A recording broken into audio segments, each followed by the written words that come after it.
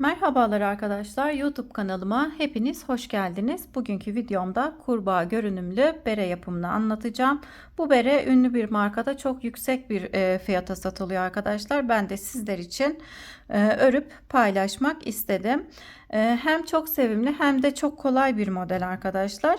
1-2 günde örüp tamamlayabilirsiniz. Beremi 3,5 numara şiş kullanarak ördüm.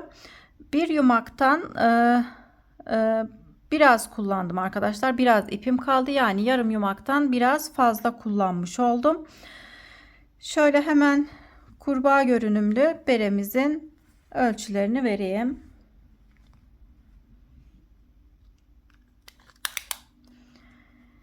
Genişliği 18 santim. Uzunluğu ise 19-20 santim kadar. Şöyle görüntüsü böyle arkadaşlar. Beremizi örüp gözlerini örüp beremize dikiyoruz. Bu şekilde dik bir şekilde kullanılıyor arkadaşlar. Yatık kullanılmıyor. İsterseniz bu şekilde de dikebilirsiniz. Fakat bu şekilde görüntü olarak daha güzel. İp bilgilerini verdim arkadaşlar video başlarken hemen başında. İp numarasını verdim. İpim Nako Elite Baby 250 metre uzunluğunda anti peeling özelliğe sahip bir ip. Sizler de anti peeling ipler kullanarak beremizi örebilirsiniz. Aynı marka olması şart değil. Elinizde bu şekilde yeşil ipleriniz varsa da onu bile kullanabilirsiniz. Çok tatlı, çok sevimli bir model arkadaşlar. Örmesi çok kolay hem de çok keyifli. Kanalıma abone değilseniz ücretsiz olarak abone olabilirsiniz. Beğeni ve yorum yaparsanız çok sevinirim.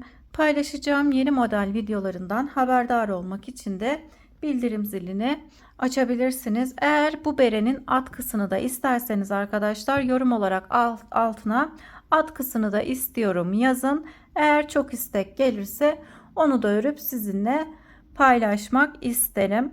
Şimdi beremizin yapılışına geçelim. Hepimize kolay gelsin. Şapkamız için 3,5 numaralı şişimize 89 ilmek atarak başlıyoruz. Şöyle ipimden bahsedeyim. İpim Nako Elite Baby anti peeling özelliğe sahip. Renk kodunu da vereyim arkadaşlar. Renk kodu şu kısım arkadaşlar. İsterseniz ekran görüntüsü alabilirsiniz. 59-56. Kurbağa görünümlü olduğu için yeşil rengini tercih ediyoruz. Farklı markalarda da mutlaka bu tonlarda ipler vardır. İsterseniz yine anti peeling özellikle ipleri tercih edebilirsiniz.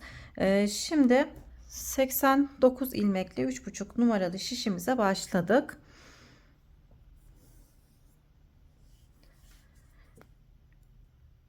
İlk ilmeği başlarken ben ters olarak örüyorum.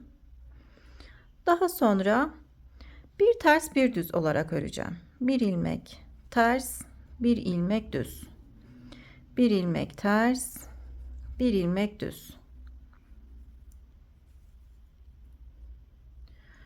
Sıra sonunda bir ilmeğimiz kalana kadar ilmeklerimizi bir ters, bir düz olarak örüp gelelim. Bir ters bir düz olarak sıra sonuna kadar geldim. En son ters ilmeğimi ördüm. Sondaki ilmeği de düz olarak örüyoruz.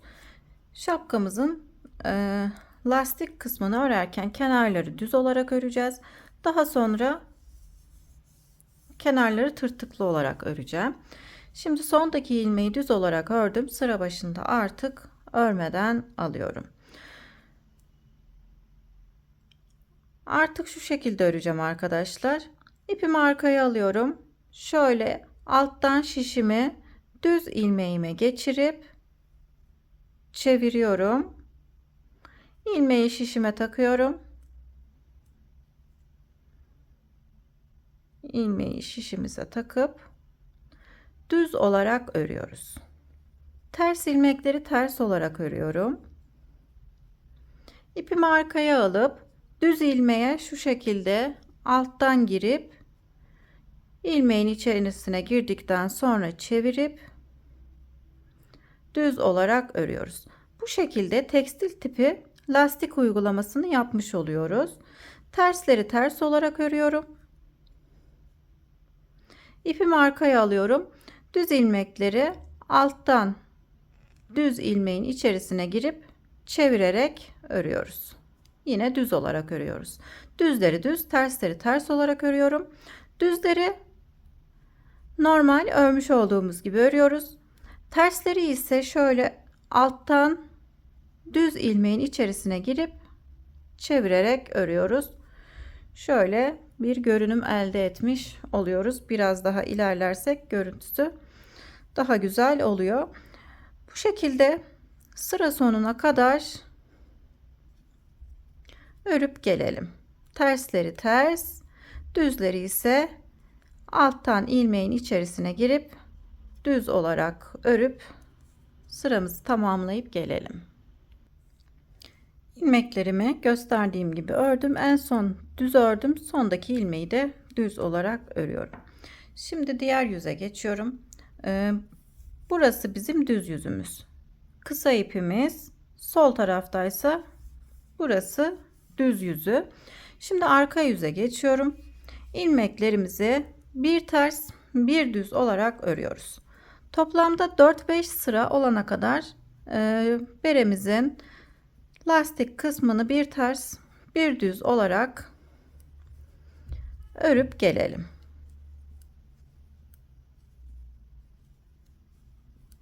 Ters ilmekleri ters, düzleri düz olarak örüyoruz. Lastik kısmını tamamlayıp gelelim. Lastik kısmımızı 5 sıra olana kadar ördüm. Şöyle sayalım. 1, 2, 3, 4, 5. Bu uzunluk lastik kısmı için yeterli olduğu için bu kısmı ön yüzü yapacağım arkadaşlar. İpimiz sağ taraftaysa ön yüzdeyiz. Şöyle görüntü olarak hemen hemen iki yüzde aynı. O yüzden burayı ön yüzü yapalım. Şimdi hemen haroşa örmeye geçiyorum. Ben haroşamı her iki yönde de tersten örüyorum. Sizler düz olarak örüyorsanız o şekilde de örebilirsiniz. Herhangi bir problem olmaz. Şimdi artık sondaki ilmeği örmeden alacağım. Şöyle göstereyim. Kenarlarımın tırtıklı olmasını istediğim için sıra sonundaki ilmeği örmeden alıyorum. Diğer yüze geçince sıra başında ters olarak örüyoruz. Şimdi bütün ilmeklerimizi ters olarak örüyorum. Dediğim gibi ben haroşayı her iki yönde de tersten örüyorum. Hem ön yüzde hem arka yüzde ters olarak örüyorum. Şöyle sıra sonundaki bir ilmeği de yine örmeden alıp sıra başında ters olarak öreceğim. Kenarlarımın artık tırtıklı olmasını istiyorum. Görüntüsü daha güzel oluyor arkadaşlar. Sadece lastik kısmını örerken kenarları düz olarak örmüştük. Şimdi istediğim uzunluğa gelene kadar artık haroşa olarak örmeye devam edeceğim. Lastik kısmını tamamladıktan sonra istediğim uzunluğa gelene kadar haroşa olarak öreceğim. Şimdi tam sıra sayısı veremiyorum arkadaşlar. Benim de ilk örgüm. Daha önce bu modeli örmedim. Sizinle birlikte örüyorum. Şimdi ben istediğim uzunluğa gelene kadar örüp geleyim. O zaman sizlere sıra sayısını tam olarak vermiş olurum. Şimdi ben haroşa olarak örmeye devam ediyorum. İstediğim uzunluğa gelene kadar örüp geliyorum.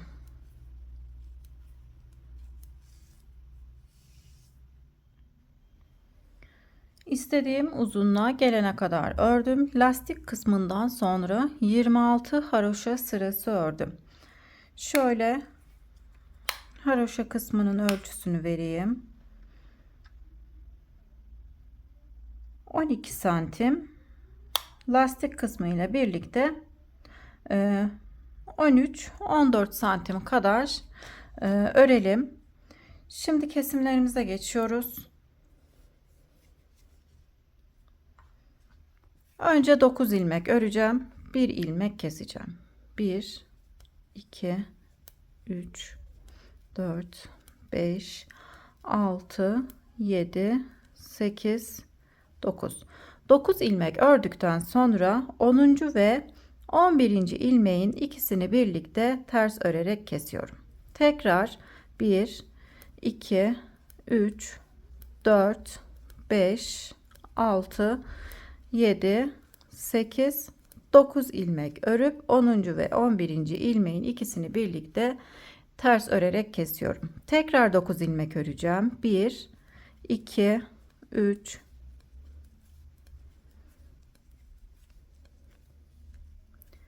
8 9 ilmek ördükten sonra 2 ilmeği birlikte ters örerek kesiyorum.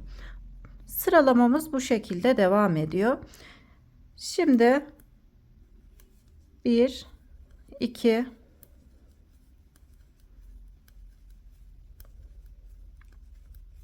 8 9 ilmek ördüm. 2 ilmeği birlikte ters örerek kestim. Bu sırayı bu şekilde 9 ilmek örüp 2 ilmeği birlikte örerek keserek tamamlayalım. Sıra sonuna kadar gelelim. Sıra sonuna kadar geldim. En son 9 ilmek ördüm. Sıra sonunda 3 ilmeğim kaldı. İkisini birlikte ters örerek kesiyorum. Sondaki ilmeği yine örmeden şişime takıp diğer yüze geçiyorum. Diğer yüzde herhangi bir kesme işlemi yapmadan bütün ilmeklerimizi haroşa olarak örüp gelelim. Arka yüzde sıra sonuna kadar geldim. Sondaki ilmeği örmeden şişime takıp ön yüze geçiyorum. Ön yüzde kesimlerimize devam ediyoruz. Bu defa 8 ilmek örüp 1 ilmek keseceğiz. 1 2 3 4 5 6 7 8 8 ilmek ördükten sonra 9. ve 10. ilmeği birlikte örerek kesiyorum. Tekrar 8 ilmek örüyorum. 1 2 3 4 5 6 7 8 ilmek örüp 2 ilmeği birlikte ters örerek kesiyorum. Diğer sırada 9 ilmek örüp kesimlerimizi yapmıştık. Bu sırada 8 ilmek örüp kesimlerimizi yaparak sıra sonuna kadar gelelim arkadaşlar. Daha sonra arka yüzde bütün ilmeklerimizi ters örüp ön yüze geçelim. Arka yüzü tamamladım. Ön yüze geçtim. Şimdi tekrar bu sırada kesimlerimize devam ediyoruz. Bu defa 7 ilmek örüp yine 1 ilmek keseceğiz. 1 2 3 4 5 6 7 ilmek ördüm. 2 ilmeği birlikte ters örerek kesiyorum. 7 ilmek örüp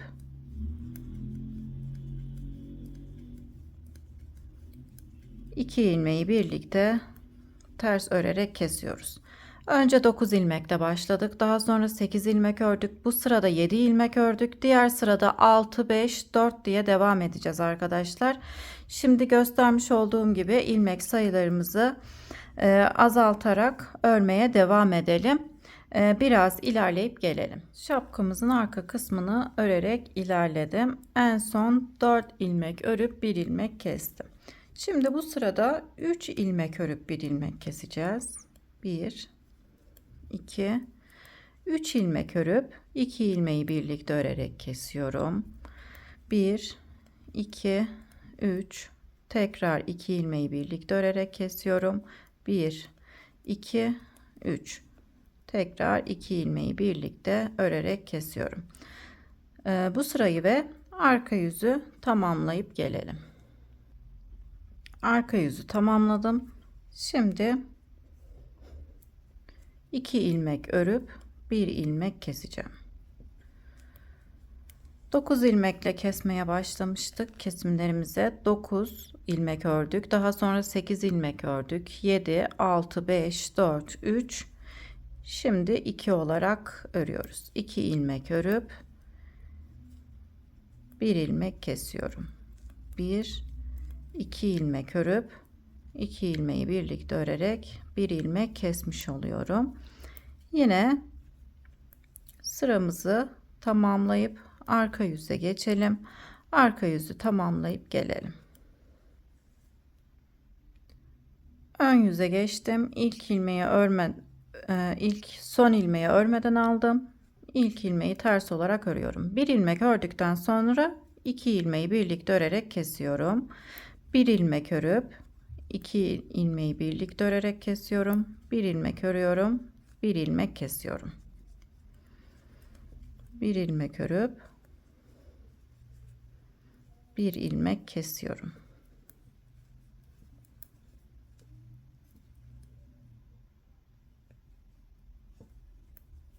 Bir ilmek örüyoruz. 2 ilmeği birlikte örerek kesiyoruz. 1 ilmek örüp 2 ilmeği birlikte örerek kesiyorum. Sondaki ilmeği örmeden alıyorum. Sayalım. 2, 4, 6, 8, 10, 12, 14, 16, 17 ilmeğim kaldı. Arka yüzde ilmeklerimizin tamamını ters olarak örelim.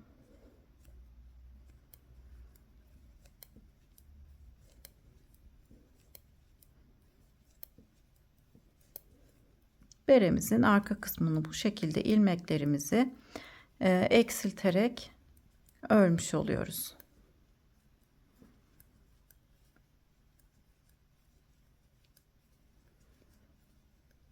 Sondaki ilmeği örmeden alıp ön yüze geçiyorum. Şöyle bir göstereyim. Şimdi yine kesimlerimize devam edeceğiz. İlk ilmeği ters olarak ördüm. 2 ilmeği birlikte örerek kesiyorum. İlk ilmekten sonra 2 ilmeği kesiyorum. Daha sonra tekrar 2 ilmek kesiyorum. Yine 2 ilmek kestim.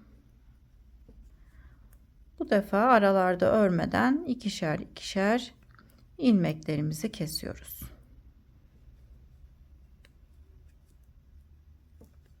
2 ilmek kesiyorum. Sondaki 2 ilmeği de yine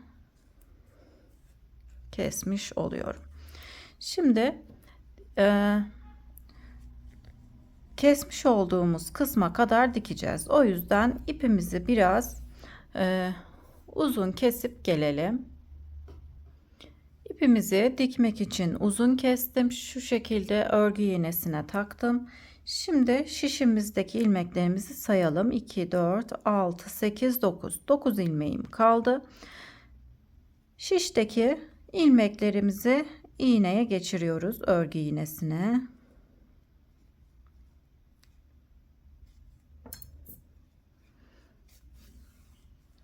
Geçirdikten sonra sıkıştırıyoruz. Şöyle arkasına geçelim.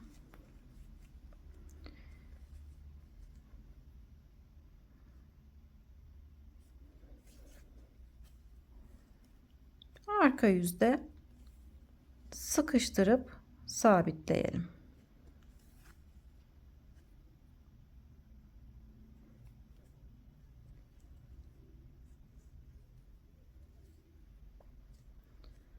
Sabitledikten sonra şöyle hemen ben ön yüze geçiyorum.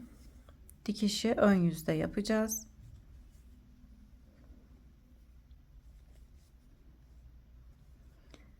Örerken kenarları tırtıklı olarak örmüştük.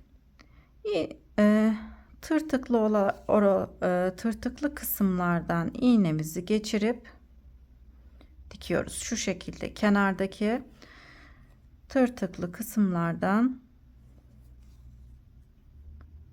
dikiyoruz.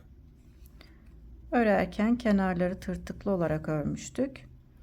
Dikerken bu şekilde tırtıklı kısımlardan dikiyoruz ki dikiş izimiz belli olmasın.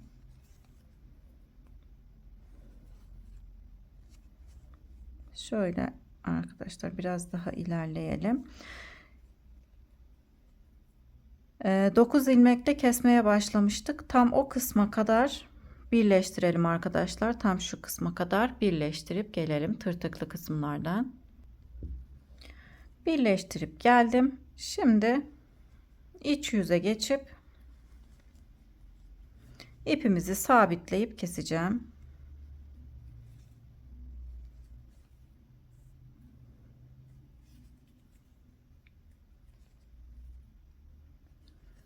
Şöyle ipimizi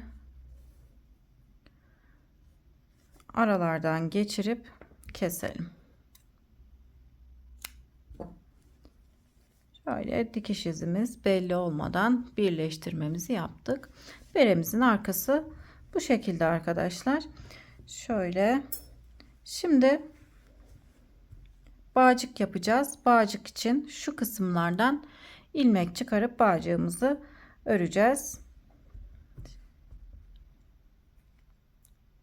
Şimdi bağcık yapımına geçebiliriz. Ben bağcığımızın bir tanesini örüp geldim arkadaşlar. Hem de ön çalışma yapmış oldum. Şimdi şöyle göstereyim. Tam şu şekilde. Buradan 5 tane ilmek çıkaracağım. Buradaki ilmeklerden şöyle 1, 2, 3, 4. Bu ilmekleri hemen şişime geçiriyorum. Çıkarmış olduğum ilmeklerimizi.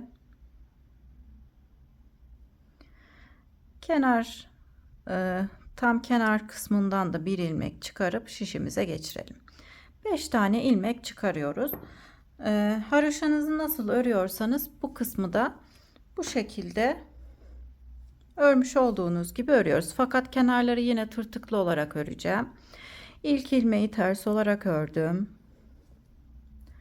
1, 2, 3, 4. ilmeği örmeden, yani 5. ilmeğimizi örmeden alıp diğer yüze geçiyorum.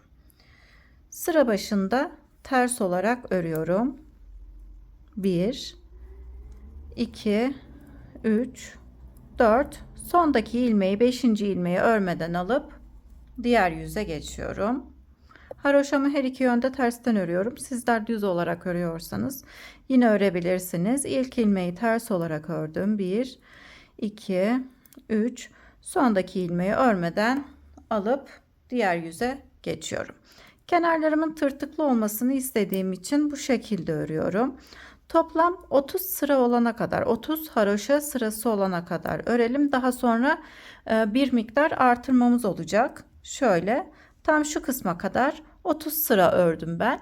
Sizler de yine 30 sıra örebilirsiniz. Daha uzun isterseniz fazla da örebilirsiniz.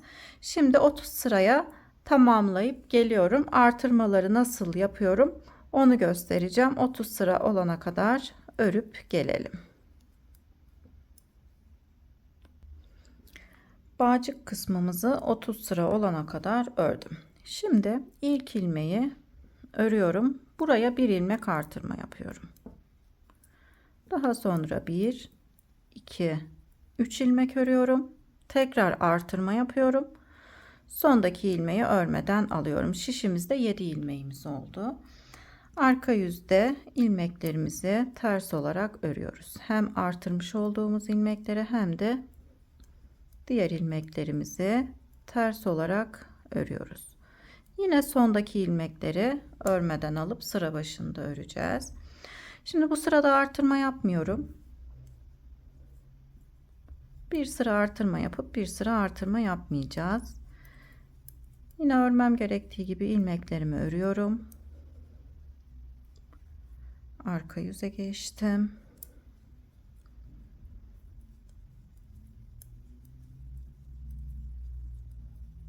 İlmeklerimizi ters olarak ördüm. Şimdi ön yüze geçtim. 30 sıra örmüştük. Daha sonra 31. sırada artırma yaptık. 32. sırada artırma yapmadım. Şimdi 33. sırada tekrar kenarlarda artırmamızı yapacağım. İlk ilmeği ters olarak ördüm. Bir ilmek artırma yapıyorum. 1, 2, 3, 4, 5 ilmek ördükten sonra artırmamı yaptım. Sondaki ilmeği örmeden şişime takıyorum. 2, 4, 6, 8, şişimizde 9 ilmeğimiz oldu. Arka yüze geçtim. İlmeklerimizi ters olarak örüyoruz.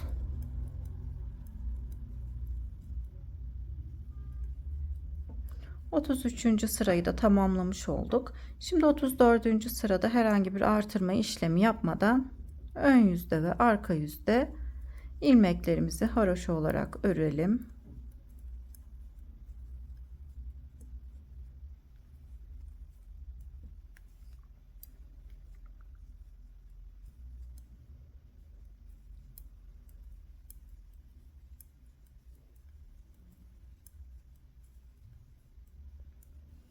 34. sırayı da tamamladım.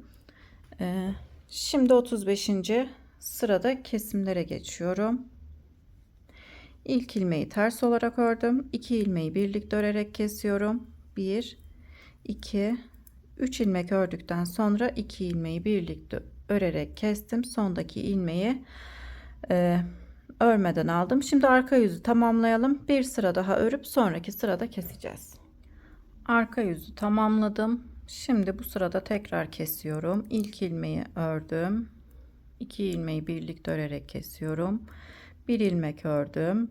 Tekrar 2 ilmeği birlikte örerek kesiyorum. Sondaki ilmeği örmeden aldım.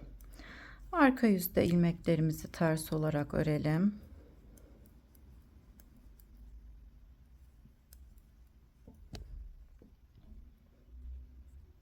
İlmeklerimi arka yüzde ördüm. Şimdi bir sıra ön yüzde örüyoruz. Arka yüzde de bir sıra örelim.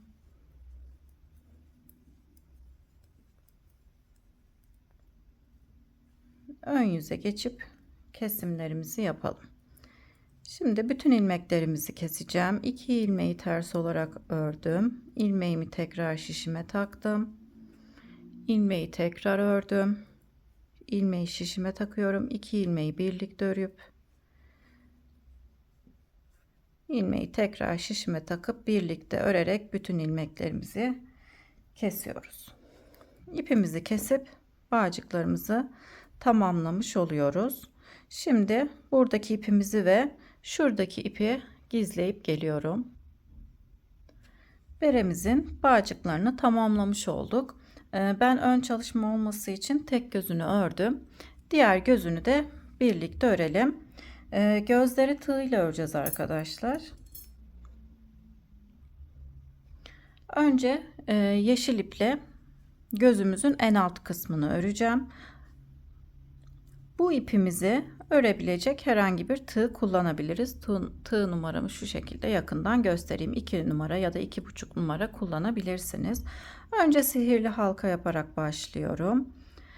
Bir zincir çekerek sıkıştırıyorum. Halkamızın içerisine 12 tane sık iğne yapıyorum. 1 2 3 4 5 6 7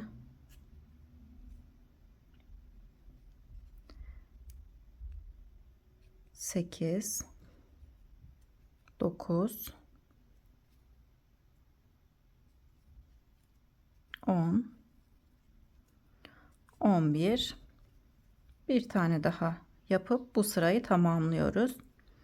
12 tane sık iğne yapıp hemen ilk sık iğnemizin tepesine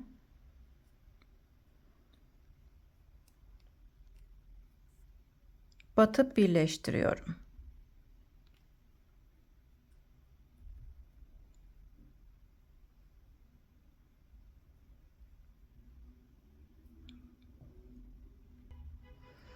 Batıp birleştirdim. Hemen yandaki sık iğneye geçiyorum. Hemen tepesine bir tane tekrar sık iğne yapıyorum. Yandaki sık iğnenin içerisine 2 tane, 2 kez batıyorum.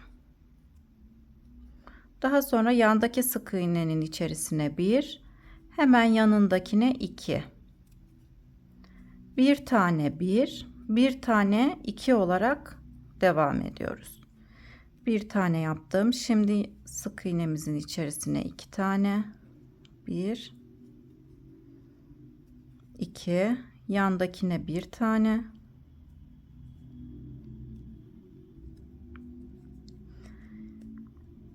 hemen yandakine 2 tane batıyoruz. 2 tane batalım. İkili ve tekli olarak sıramızı tamamlayalım. Sıramı tamamladım. Bir sonraki sıraya geçiyorum. Şöyle birleştirdim. Şimdi Bütün sık iğnelerin içerisine bir tane batıyorum. Üçüncü sırada bir tane sık iğne yaparak ilerliyorum. Her sık iğnenin içerisine bir tane sık iğne yaparak ilerliyoruz. Biraz sıkı örüyorum ki arkadaşlar şu şekilde dik durması için, görüntü olarak güzel görünmesi için biraz sık örmeye çalışıyorum. O yüzden batarken zorlanıyorum. Sıramızı tek batarak tamamlayalım. Üçüncü sıramızı. Üçüncü sırayı tamamladım. Şimdi dördüncü sıraya geçiyorum. Dördüncü sırada bir tane tekli, hemen yandakine 2 kez batıyorum. Yanındakine 1, hemen yanındakine 2 kez batarak ilerliyorum. Dördüncü sırayı da tekli ve çift olarak sık iğnelerimizi yapıp sıramızı tamamlayalım. Sıramı tamamladım. En son şu şekilde ilmeğimi buradan geçirip ipimi kestim. Kalan ipi şöyle içinden geçirip gizliyorum. Bu şekilde en alt kısmı tamamlamış oldum. Şimdi beyaz halkamızı örelim. Halkamız için yine sihirli halka yaparak başlıyoruz. Bu defa 10 kez dolduracağım. Yeşil halkamız için sihirli halkanın içerisine 12 kez sık iğne yapmıştık. Buna 10 kez. Şöyle hemen bir zincir çekip sabitleyelim. Halkamızın içini 10 kez sık iğne ile dolduralım. 1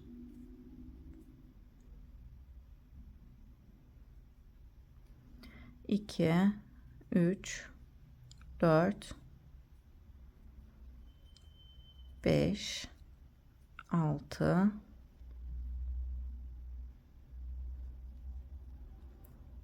7 8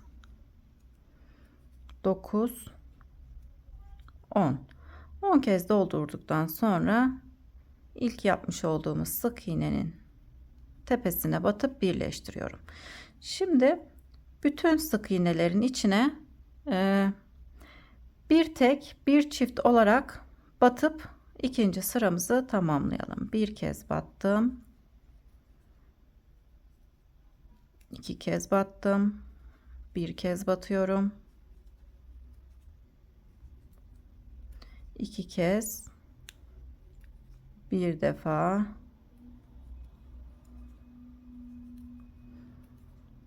bu şekilde ikinci sıramızı tamamlayıp gelelim. Sıramızı tamamladım. Üçüncü sıraya geçtim. Üçüncü sırada da bütün sık iğnelerin tepesine bir kere batarak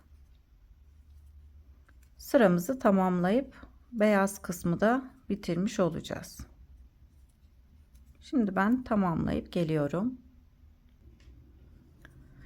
Yeşil ve beyaz halkamızı bu şekilde birbirinin üzerine dikeceğiz arkadaşlar. Yeşil iple dikeceğim. Beyaz halkayı yeşil halkama yeşil iple dikeceğim ki şu arkadan görüntü olmasın. Beyaz iple dikmiyorum, o yüzden yeşil iple dikeceğim ki görünmesin diye. Şimdi siyah halkamızın yapılışına geçelim. Siyah halkamız için yine aynı şekilde sık iğne yapıp ipimi sabitledim. Sihirli halka yapıp ipimi sabitledim. Bu halkamızın içerisine de 8 defa 1 2 3 4 5 6 7 sıkıştırıyorum ipimi çekerek, bir tane daha halka yapıp tamamen sıkıştırıyorum. İlk yapmış olduğumuz sık iğnenin tepesine batalım. Şimdi ikinci sıraya geçiyorum. İkinci sırada yine aynı şekilde 2 kez, daha sonra bir kez, sonra 2 kez,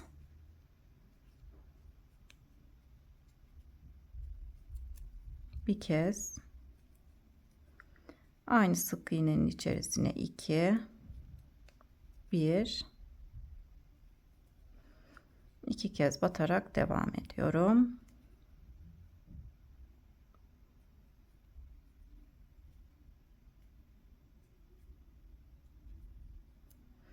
İki kez batıp bu halkamız 2 sıradan oluşacak arkadaşlar.